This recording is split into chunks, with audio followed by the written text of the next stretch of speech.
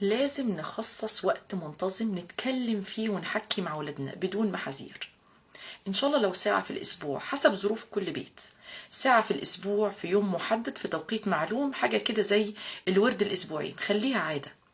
لان الالتفاف الاسري الفاميلي تايم من اهم روافد التربية الصحية، بيحقق معاني اجتماعية جميلة جدا بيننا وبين ولادنا، زي الترابط، التواصل، التقارب، التفاهم، التأثير.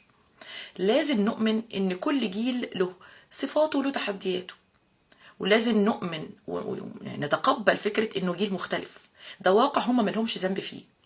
مرفضوش، اسمعه، اثبت فيه بعض السلوكيات بطريقة القوى الناعمة، اغرس فيه بعض الصفات، استخدم مفردات لغوية لها تأثير، لغة مناسبة تحاكي إدراكه وقبوله وسنه، وأهمها لغة الحب. هو يعني الوحش موجود لا محالة لا مفر، احنا في غزو ثقافي. ما قولوش بالأمر ما تتفرجش على ده، ما تسمعش ده، الممنوع مرغوب ومتبوع على فكرة.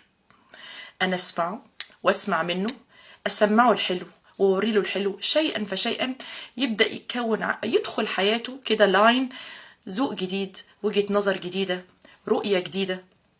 ناخد بالنا، لازم الجلسة ما يكونش فيها نقد، ما يكونش فيها تريقة، وياريت كلنا موبايلاتنا تبقى مقفولة. كلكم راع وكلكم مسؤول عن رعيته.